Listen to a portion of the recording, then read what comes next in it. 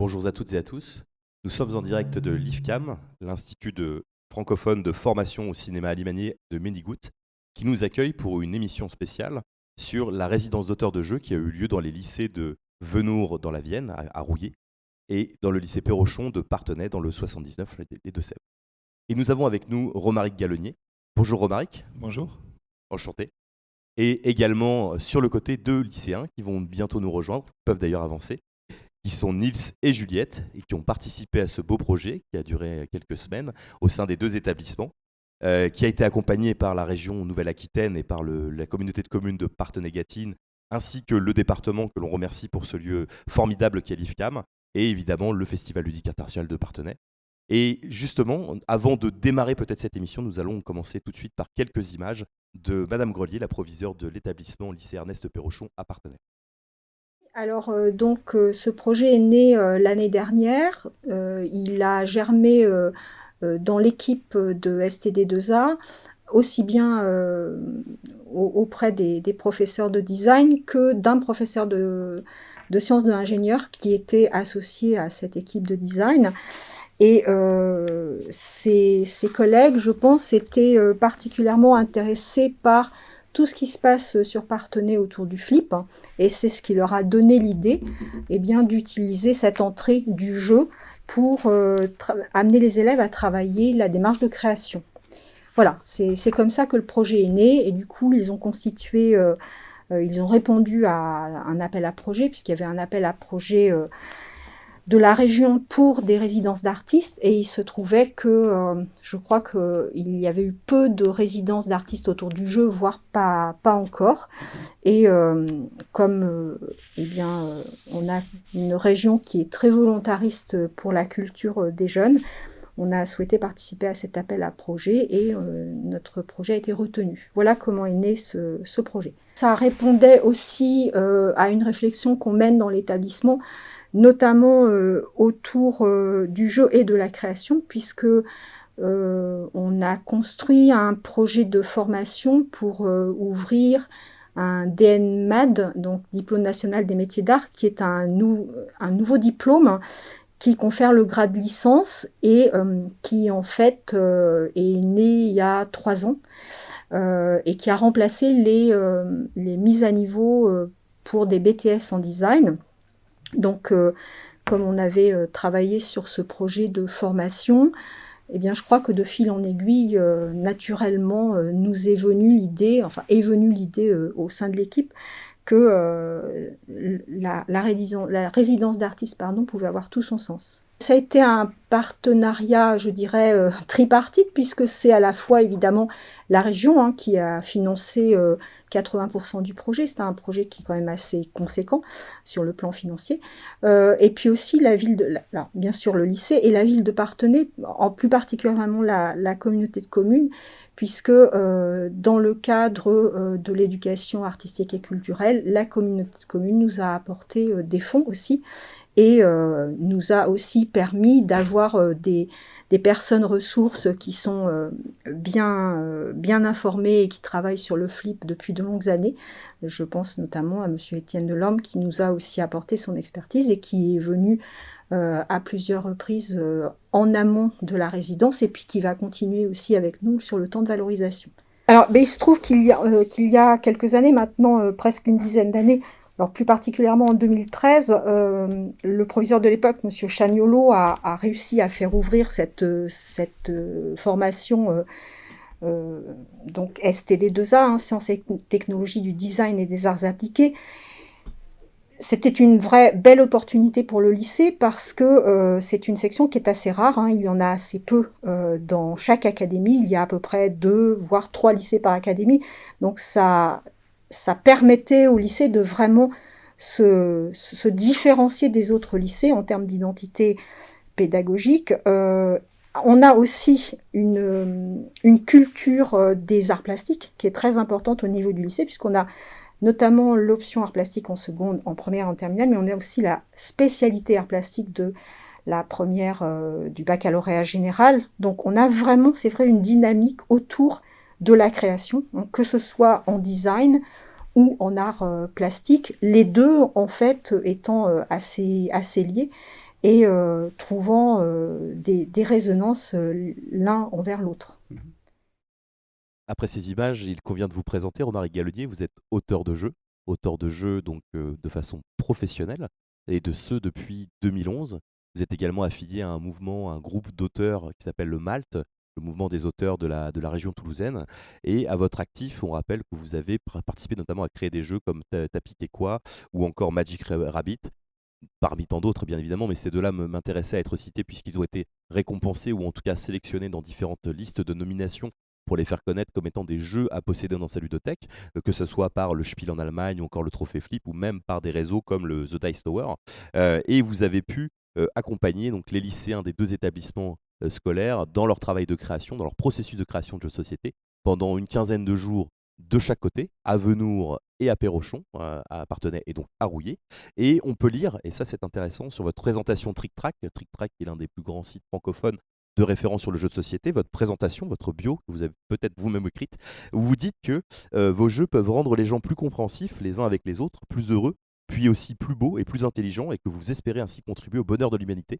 Donc je dis bravo, et de fait, c'est ainsi très naturellement, on imagine que vous avez décidé de partager vos connaissances avec les lycées et les lycéens du territoire. Et à l'origine, on se demande comment est-ce que vous vous êtes retrouvés dans la marmite du monde du jeu, dans la création du jeu de société. Je pense que c'est vraiment le point de départ. De contribuer au bonheur du monde. Non, mais en fait, au début, oui, effectivement, j'ai commencé à créer des jeux en 2011. Au début, de manière un peu avec une boulimie de création, puisqu'au tout début, en fait, je m'étais fixé de créer un jeu par semaine. Et parce que, en fait, j'étais dans une démarche où je savais que j'avais besoin d'apprendre, que c'est une forme d'artisanat, hein, la création de jeux. Donc, je voulais un peu faire mes premières armes. Et après, plus tard, en fait, mon parcours est assez proche de celui du flip, parce que mon premier jeu édité en 2015, qui était Casting, a reçu le trophée flip l'année précédente, en 2014. Et donc, ça m'a permis de mettre un peu un pied dans le monde du jeu et de me sentir un peu plus légitime à ce moment-là. Et depuis, effectivement, mais je fais de la création de jeux à temps plein. J'ai une dizaine de jeux édités à l'heure actuelle. Et je participe des fois à des missions d'animation ou des ateliers de création de jeux quand l'occasion se présente. Et comment vous vous êtes retrouvé dans ce projet avec les lycées ? Alors ça, je dois remercier Hélène Grisoni pour ça. Elle a développé ce projet auprès de la région. Elle l'a argumenté. Parce qu'en fait, c'est une innovation en fait, en France. Je crois qu'il n'y a pas d'équivalent à cette résidence d'auteur de jeu.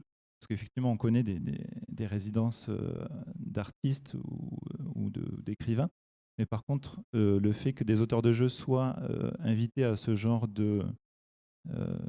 d'événements, c'est quelque chose d'assez nouveau. Et c'est un pas en avant pour nous, les auteurs de jeux, parce que en fait, finalement, ça nous intègre dans le monde global de la culture. Donc je pense que c'est une bonne chose et j'espère que cette initiative va faire des petits ailleurs en France. C'est intéressant et justement, moi je vous propose de découvrir en images le retour d'Edwige Guérin, enseignante en design au lycée Ernest Pérochon, qui peut comme ça nous donner son retour sur cette résidence au sein de son établissement. Très enthousiaste parce que c'est un thème qu'on était sûr qui plairait à nos élèves et surtout c'est un thème qui nous permet d'aborder plusieurs domaines dans les arts appliqués. Donc c'était vraiment très enthousiasmant. Alors il y a eu un rôle d'accompagnant au début parce que c'était surtout Romaric qui menait un peu les choses et plus vers la fin du jeu on a un rôle plus important sur tout ce qui est conception graphique et là c'est réalisation de la maquette, c'est les outils informatiques, le graphisme et là c'était plutôt nous qui faisions le suivi. Peut-être intrigué au début de comment ils allaient commencer et entamer les choses, mais après vraiment très enthousiaste parce que voilà, c'est quelque chose de concret et de complètement nouveau dans notre pratique, donc ça fonctionne bien. Alors la création de jeux, ça touche le graphisme, la communication, et puis le produit, parce qu'il y a toujours des petits jetons, des pièces, le plateau, mais même la boîte, donc le packaging. Donc vraiment 3 grands domaines importants pour les arts appliqués. Alors on les a un peu limités, surtout dans la forme, pas dans la création du concept, de la mécanique du jeu, mais vraiment dans la forme, où on a tenu à ce qu'en fait ils travaillent tous sur la même dimension de boîte, sur la même taille de carte, des contraintes qui vont croiser dans leur vie de professionnels. Et donc on leur a imposé ça, et aussi parce que en termes de matériel à fournir, de découpage, ça facilite un peu les choses. C'était plutôt très valorisant pour eux parce que vraiment on a des maquettes qui sont de belle qualité. Ils se sont donnés à fond, on a des choses vraiment très très sympas. Et du coup ça leur a permis aussi de montrer une autre facette plus personnelle de ce qu'eux ils aiment dans le dessin. Donc ça c'était intéressant. Alors l'échange avec Romaric ça a été super parce que c'était vraiment bien structuré. Et c'est quelqu'un qui a vraiment un sens de la pédagogie et du contact. Et du coup ça c'était vraiment pour nos élèves c'était enrichissant parce qu'il sait vraiment amener à les idées et surtout les aider à vraiment développer un embryon de mécanique. Et c'était vraiment ça, c'était chouette, quoi, parce que pour chaque groupe, il a su s'adapter vraiment au regard de chaque élève, quoi. Donc ça, c'était bien. Et avec nous également Nils et Juliette, étudiants, lycéens, tous deux respectivement dans les lycées donc de Venours dans la Vienne, à Rouillé plus exactement, et le lycée de Perrochon à Parthenay dans les Deux-Sèvres, et qui représentent leurs camarades, puisqu'il y a eu un certain nombre d'étudiants qui ont tous participé à ce projet des deux côtés, dans les deux départements, à raison, dont on l'a dit tout à l'heure, de 15 jours chacun, accompagnés par Robert Gallonnier. Et donc vous êtes venus ici aujourd'hui pour représenter un petit peu vos camarades ainsi que tous les projets qui ont été créés. Donc pendant ces 4 semaines, on a reçu quand même 13 prototypes jouables à l'issue de toutes ces phases de création qui sont plus pérennisées après le passage de Romaric et qui pourraient peut-être mener à d'autres choses que l'on verra tout à l'heure.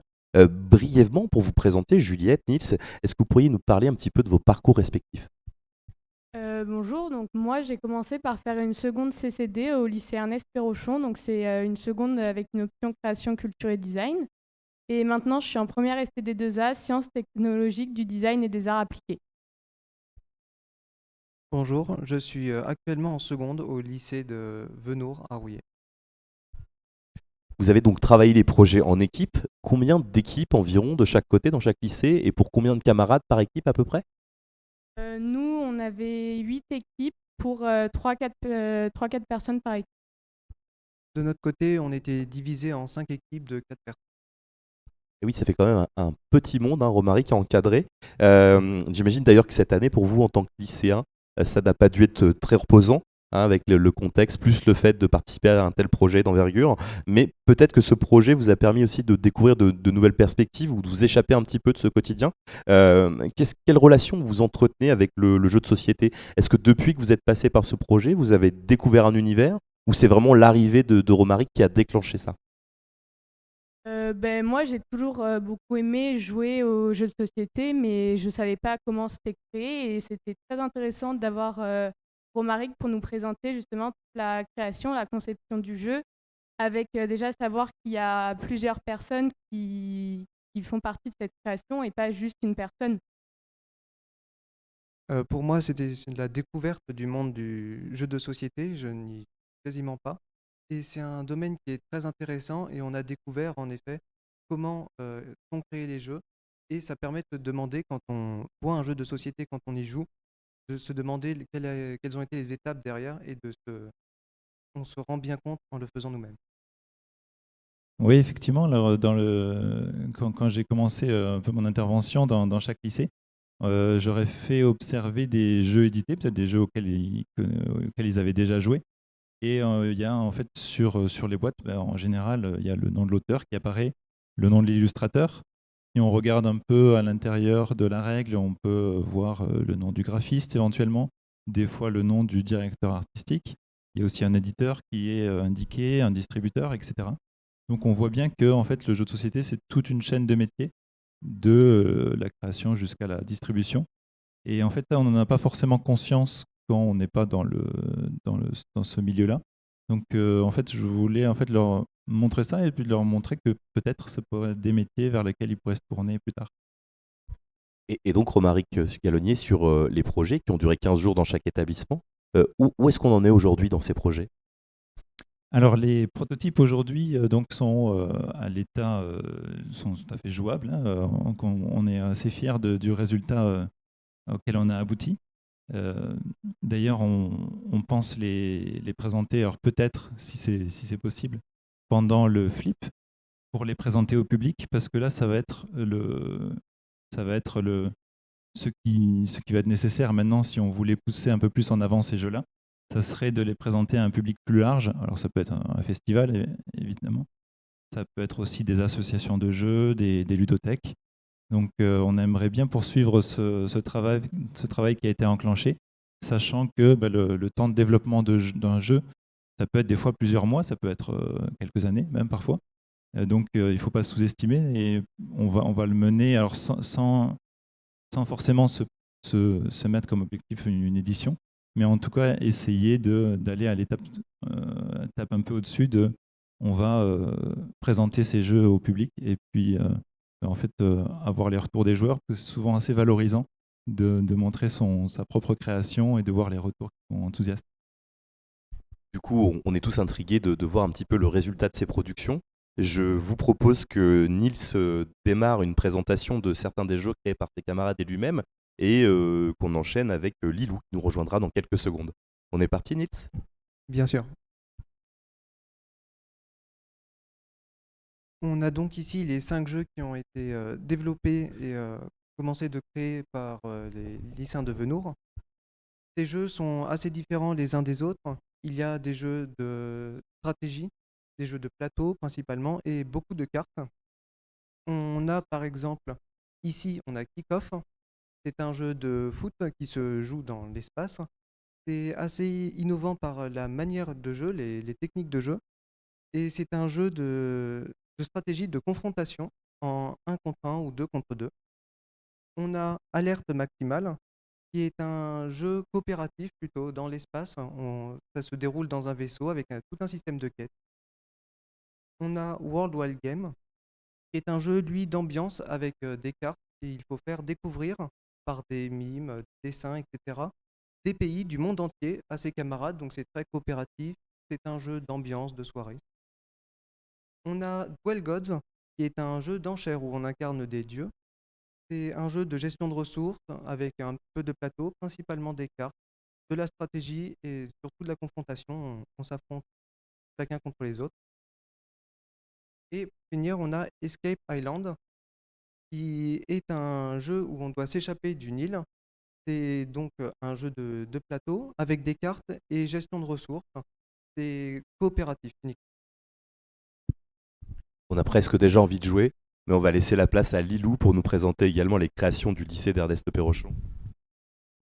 Alors, eh bien, nous, on a plusieurs sortes de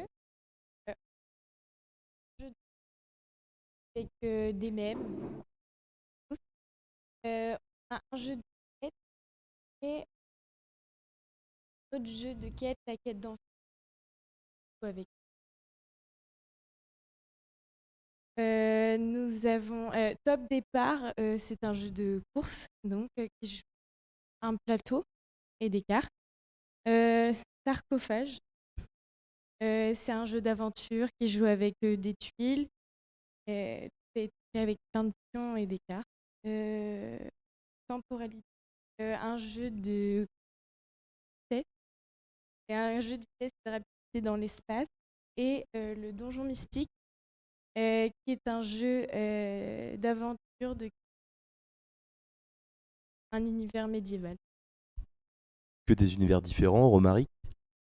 Oui, effectivement. Le point de départ de chacun de ces jeux, ça a souvent été le thème, parce que j'ai laissé les lycéens en fait libres de partir dans la direction qu'ils voulaient, parce qu'en fait, comme on avait un peu de temps pour cette résidence, donc c'est un luxe.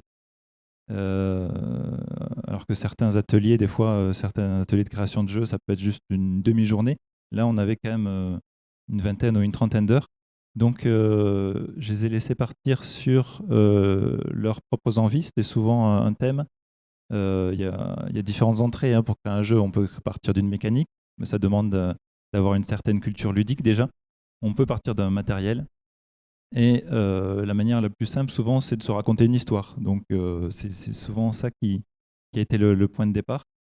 Et d'ailleurs, on voit que au niveau graphique, le support du thème aussi a été bien mis en avant. Et c'est aussi utile d'avoir un thème pour donner envie aux joueurs de jouer. Là, on le voit, c'est vrai qu'avec des beaux graphismes, aussitôt, on a envie de les découvrir. Super. En complément de tout ça, je vous propose de remercier Nils, Juliette et Lilou pour le temps qu'ils nous ont accordé et de recevoir à nos côtés Lucas et Léa, s'ils veulent bien prendre place à nos côtés.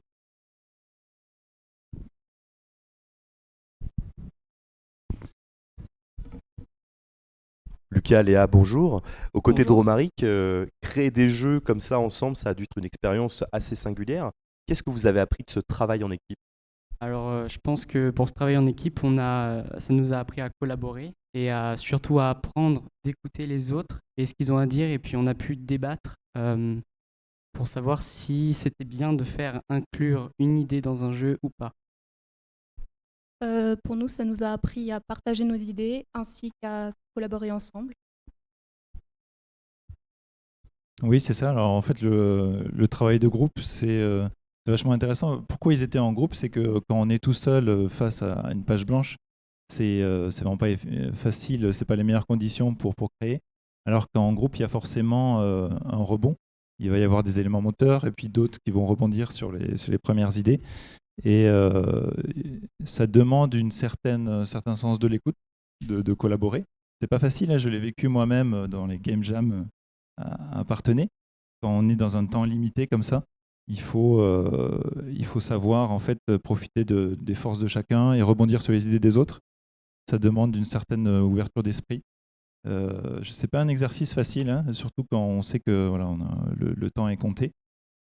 Donc je pense que c'était aussi pertinent pour eux d'être dans cette dynamique-là de projet, de travail de groupe. J'ai l'impression que ça s'est plutôt bien passé. Après, là, on était sur la fin de l'année scolaire, donc c'est des élèves qui connaissaient, qui avaient l'habitude de travailler ensemble. Donc je pense que ça a été un bon point d'appui. Léa, Lucas, par rapport à l'avenir, est-ce que vous avez le sentiment ou l'envie que ce projet vous donne d'autres voies, d'autres centres d'intérêt? Alors oui, bien sûr, parce que moi, personnellement, j'ai l'optique de devenir designer automobile. Et la conception d'une boîte, ça nous a aidé par rapport au graphisme, à savoir ce qu'on avait à mettre dessus. Et puis ça nous a beaucoup aidé par rapport à un cahier des charges qui nous a été fourni. Et on avait un objectif, on devait faire une boîte qui devait représenter un peu l'ambiance du jeu. Et à partir de là, dessiner la boîte. Donc c'est très intéressant. Pour ma part, je ne pense pas je pense que ça va m'être utile, mais après, je ne serai pas dans le design, mais plutôt le fait d'avoir travaillé ensemble en équipe, je sais que ça va pouvoir être utile parce qu'on sera confronté à travailler en équipe plus tard, donc c'est important. Oui, alors en fait, les seules contraintes concrètes qu'ils avaient, c'était le format de la boîte et la taille des cartes. C'est surtout le format de la boîte qui est contraignant, parce que pour rentrer des plateaux dans une petite boîte, c'est pas forcément pratique. Mais après, autrement, oui, la création de jeux, on est au croisement de pas mal de choses. Et c'est ça qui est pertinent dans une logique d'apprentissage. D'ailleurs, il me semble que le jeu maintenant est inscrit ou était sur le point d'être inscrit au programme dans les lycées. En fait, en faisant du jeu de société, on travaille des compétences mathématiques parce qu'il faut un certain esprit de logique. Il y a un cœur mécanique qui demande de la logique. Il y a des compétences aussi narratives parce qu'on va raconter quelque chose. Il y a des aspects un peu psychologiques parce qu'il faut se mettre à la place du joueur, quelle va être sa réaction. Donc il y a pas mal de choses qu'on peut travailler au travers de la création de jeux. D'ailleurs, en parlant de mathématiques, je vous propose de découvrir en images le retour d'Olivier Nock, enseignant de mathématiques au lycée de Venoux à Rouilly. Souvent, c'est un peu frustrant en maths, c'est de faire un problème ou faire une équation. Ça peut être un peu, ça peut être un peu angoissant pour certains élèves ou un peu inquiétant. Et le jeu, en fait, il déstructure ça et le rend plus agréable. Et on fait souvent des maths sans le savoir. Donc, quand on nous a proposé cet aboutissement-là autour de autour de la résidence d'un auteur de jeu. Nous, enfin moi en tout cas, j'étais tout de suite convaincu. Il n'a pas fallu très longtemps pour me convaincre. Alors il y avait un autre argument fort. La dernière situation, on avait déjà du jeu, c'est qu'on a un partenariat Erasmus européen. Et la dernière thématique de notre partenariat Erasmus, c'était autour du jeu. Donc on avait créé avec nos partenaires européens, alors avec des Lettons, des Croates, des Polonais, des Italiens, aussi bizarre que ça puisse paraître, on avait déjà inventé des jeux. Mais bon, je pratique le jeu moi-même, je connais un certain nombre de ressorts, mais je sens que j'avais besoin aussi du regard d'un professionnel, ça change quand même tout, hein, le regard d'un vrai pro du jeu, ça change un certain nombre de choses. Donc les jeux qu'on avait créés il y a 3 ans, qu'on avait finalisé l'année dernière pendant le confinement, hein, notre période de confinement pour l'Erasmus, c'était ça, c'était la finalisation du jeu. On a senti qu'on avait besoin d'une formation autour de ce jeu, et ce temps qu'on a eu la chance d'avoir avec Romaric ici dans le lycée, c'est un temps qui nous a fait progresser sur plein de domaines, et notamment comment faire pour finaliser une idée, pour l'avancer, pour la faire progresser, pour la faire se réaliser vraiment en termes de mécanique de jeu. Tout ça, on a pu découvrir ça. Alors, il y avait des choses que je connaissais un petit peu, mais les élèves avaient une petite habitude du jeu, parce que aussi ces élèves, cette classe-là, depuis septembre, je les fais jouer sur différents aspects, des petits jeux de quiz en mathématiques au tout début de l'année, puis après des jeux en classe. On avait même, avant qu'il arrive, joué un jeu de Romaric lors d'une séance d'AP, d'accompagnement personnalisé. J'avais déjà, comment dire, mis un petit terreau favorable. Et bien donc, Romaric est arrivé, il nous a proposé plein de choses autour du jeu. D'abord informel, il nous expliquait son monde, son métier, puis on s'est lancé dans l'invention et la création complète de 5 jeux ici à Venours. J'ai cru comprendre que dorénavant vous disposez de jeux de société très avancés d'un point de vue design et graphique. On en est où dans les projets, et vers quoi est-ce qu'on tend? Alors, niveau projet, on est à 13 boîtes ou 12 boîtes sur 14, pardon. On a un groupe qui n'a pas pu finir malheureusement son jeu, et je pense qu'ils étaient assez pointilleux sur le design justement. Et là, on a des boîtes qui sont faites en 3 semaines, donc c'est assez peu de temps, je trouve, mais on a réussi quand même à finir, et c'était un gros défi. Léa, vous l'avez vécu comment, ce défi de design? Concernant ce qu'ils ont fait, j'ai trouvé leur design très intéressant et très joli, parce que faut savoir le faire après aussi. Et franchement, toute notre classe a été très surpris, et ils sont aussi, on vous remercie surtout au lycée Perrochon d'avoir fait ça pour nous, parce que c'était vraiment gentil et incroyable, quoi. Oui, c'est vrai qu'il y a cette collaboration entre les 2 lycées là qui est intéressante. Dans le design de jeux de société, alors, c'est bien de faire joli, mais il faut aussi que ce soit au service de l'expérience de jeu. Donc c'est assez particulier, parce que il y a ce qu'on appelle l'ergonomie qui est importante. Il ne faut pas que le côté joli prenne le pas sur l'expérience de jeu. Alors c'est pour ça qu'il y a besoin de tester les jeux. Le design aussi, ça va être une sorte de promesse ludique qu'on va faire aux joueurs. Ça veut dire que quand on voit une boîte, on projette en fait quelque chose. On s'attend soit à un jeu rapide, soit à un jeu pour enfants, soit un jeu familial, etc. Et donc, il ne faut pas que la promesse soit fausse par rapport au contenu de la boîte. Donc, il y a cette réflexion à mener qui est intéressante en termes de design. Il faut être au plus proche de ce que propose le jeu comme expérience. Très intéressant de savoir qu'il y a vraiment une coopération menant jusqu'à mettre en design et en image les jeux de Venours à Perrochon. Ça, c'est très chouette que les filières puissent collaborer comme ça sur une telle distance entre 2 territoires. Et d'ailleurs, Romaric, il semble que vous, le partage de savoir, c'est quelque chose qui vous tient beaucoup à cœur, et que vous avez sans doute voulu transmettre énormément de choses à ces jeunes durant vos séjours. Est-ce que vous pouvez nous en parler un petit peu plus? Oui, en fait, moi, l'expérience de transmission, c'est quelque chose qui me tient à cœur. J'étais professeur des écoles avant.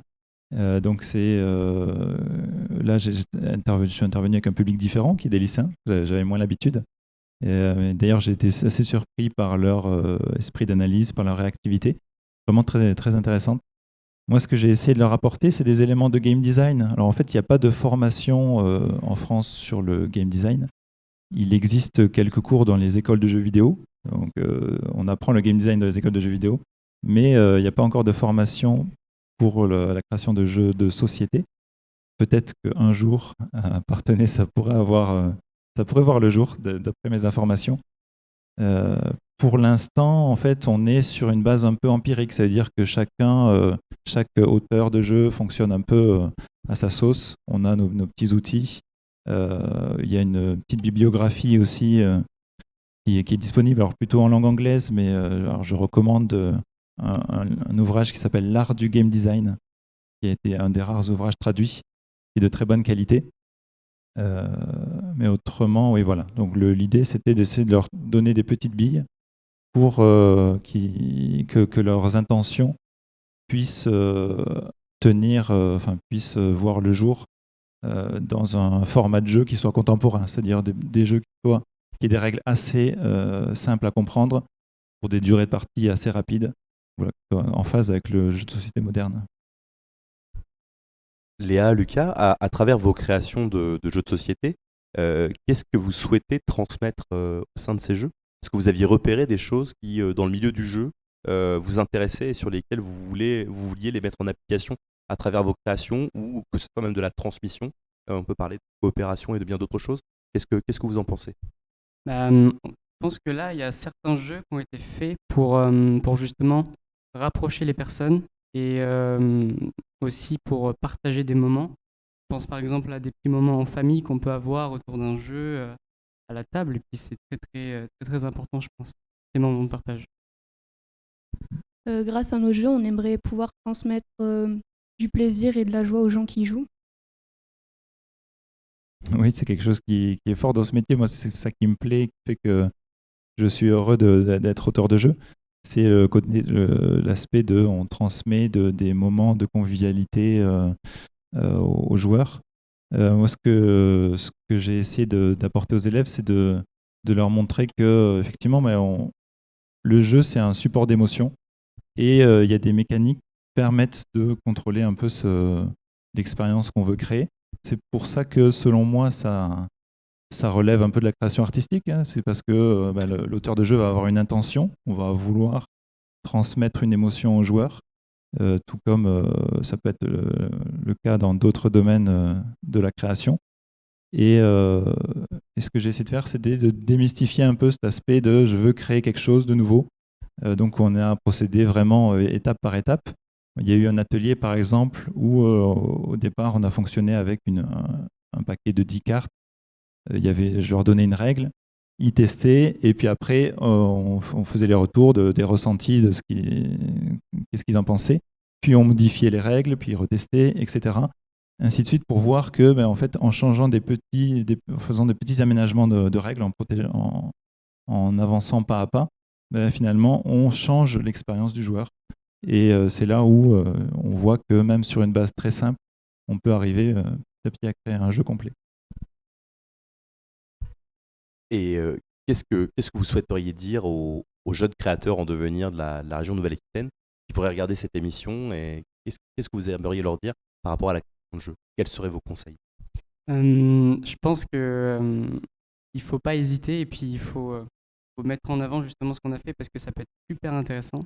On ne croirait pas comme ça, mais quand on fait quelque chose, il y a forcément un petit truc qui fait qu'il est unique. Donc je pense qu'il faut foncer.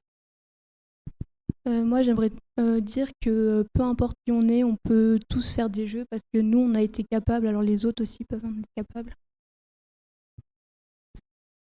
Effectivement, ouais, créer un jeu, ça peut être facile. Après, je ne dis pas que c'est facile d'en vivre, mais en tout cas, c'est un secteur c'est un domaine culturel qui est en pleine expansion, hein, le jeu de société. Donc, il y a toute une nouvelle filière de métiers qui émerge. Il y a 20 ans, être auteur de jeu, c'était un peu utopique. Aujourd'hui, c'est possible, tout comme c'est possible d'être illustrateur de jeu, par exemple, ou d'être chef de projet dans une maison d'édition. Donc c'est une belle promesse qui est offerte parce que c'est aussi l'idée que on peut vivre de sa passion, on peut vivre d'un domaine dans lequel on est intéressé. Je pense que voilà, des jeunes qui voudraient se lancer aujourd'hui, c'est pas complètement déraisonnable. Et au nom de tous les porteurs du projet, je vous remercie sincèrement, que ce soit tous les lycéens qui ont participé au projet, ceux qui sont intervenus aujourd'hui, Romaric Gallonnier qui les a accueillis. Vraiment, merci beaucoup pour tout ce que vous avez apporté. On espère que les jeux créés actuellement à l'état de prototype, mais quand même très bien designés, auront la possibilité pour certains d'entre eux d'aller plus loin encore, peut-être vers une micro-édition. Là, je crois qu'il y a des projets encore là-dessus avec la nouvelle région Aquitaine. Et j'en profite d'ailleurs pour remercier la région Nouvelle-Aquitaine, les étudiants de l'IFCAM qui nous accompagnent aujourd'hui pour réaliser cette émission, ainsi que l'IFCAM et les Deux-Sèvres qui nous reçoivent dans cet écrin de verdure très très chouette. J'encourage d'ailleurs le public qui regarde l'émission à venir visiter un jour s'il le souhaite cette école magnifique. Je remercie également les professeurs qui sont impliqués tout au long du projet et d'autres acteurs dans l'ombre comme Benjamin Lahaine, comme Hélène Grisoni et bien d'autres. On ne va pas tous les citer, mais vraiment un très très beau projet qui aura pris plusieurs mois, qui sera peut-être conduit sur ce territoire dans quelques années ou sur d'autres. Et je l'encourage sincèrement au nom du jeu et au nom du développement du jeu sur l'ensemble des territoires. Merci à tous et on se retrouve pour une autre émission dans quelques minutes autour de la création à l'édition, les métiers du jeu de société. Merci. Merci. Merci.